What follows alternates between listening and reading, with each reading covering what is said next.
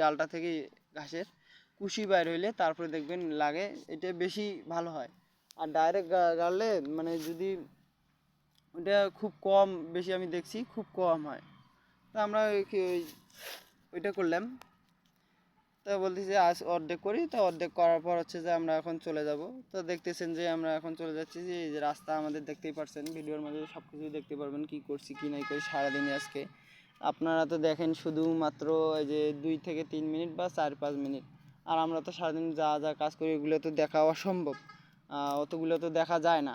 আমরা শর্টকাটভাবে একটু দেখার চেষ্টা করি আপনাদেরকে। আমরা বাড়ি আসলাম, বাড়ি আসার পর নিয়ত করতেছি যে আমি বলতেছি যে কিছুদিন পর রোয়াতে ওষুধ দিয়ে আসছি, যাওয়া হয় নাই, তো চলো সবাই রোয়াটা দেখে আসি। তা দেখতেছি রোদ উঠছে, তাড়াতাড়ি গেলাম। যাওয়ার পর হচ্ছে দেখতেছি আলহামদুলিল্লাহ আমাকে দিয়েছি আল্লাহ তালা, অনেক সুন্দর ধান বার হয়েছে। ওই পাইটা যে বলছিলাম আপনাদেরকে আগের ভিডিওয়ে, যে আমি একটু নতুন ধান কাটছি, তাপি ধান। তো ধানটা দেখছি আলহামদুলিল্লাহ খুবই সুন্দর হয়েছে, ভুঁইতে পানি আসছে, আলা রাত্রের বেলা খুবই সুন্দর পানি হয়েছে, তার কারণে দেখতেছি ভুঁইয়ের মাঝে পানি আছে। আর ধানের ছড়াটাও হয়েছে অনেক বড় বড়, প্রায় 1 হাতের মতো, 1 হাতের কম, 1 হাত বললে বেশি হয়ে যাবে, 1 হাতের কম হয়েছে ছড়াটা। তা আলহামদুলিল্লাহ আল্লাহ খুবই ভালো হয়েছে পাইটা আমি দেখতেছি। তারপর পুরো ভুঁইটা ঘুরে দেখতেছি, দেখার পর দেখতেছি আগের মতো আর মাজরা নাই বা মাছ কাটা নাই। আগে দেখছিলাম এসে, আগের ভিডিওতে আপনাদেরকে দেখাইছি যে মাছ কাটা প্রচুর পরিমাণ ধরছিল।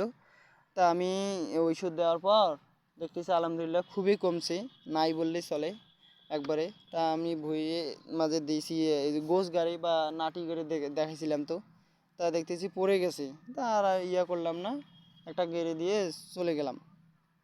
বা ভুঁইটা দেখতেছি পানি, সুন্দর পানি আছে।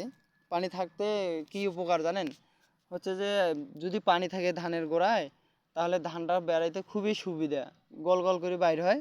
আর যদি থাকে, পানি না থাকে, ধানটা একটু বেড়াইতে খুবই সমস্যা হয়, বলতে তাড়াতাড়ি বাইর হয় না ওই ধানটা।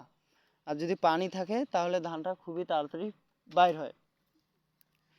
আর হচ্ছে যে ধানটা যা তো আপনারা জানেন নতুন ধান, ওই জন্য দেখতেছি যে কেমন হয় আর কেমন না হয়। তা প্রথমে আগে লাগাইলাম, আলহামদুলিল্লাহ দেখি সুন্দর হয়েছে, কিন্তু দেখার পর কি হবে না হবে পরের ভিডিও দেখাবো।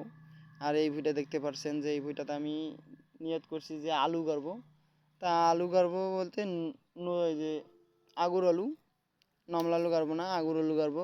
আগুর আলুর একটু দাম পাওয়া যায়, তার কারণে চিন্তা ভাবনা করতেছি যে ওই জায়গায় আলু লাগাবো। আর আমার ছাগলের বাড়ি আসলাম।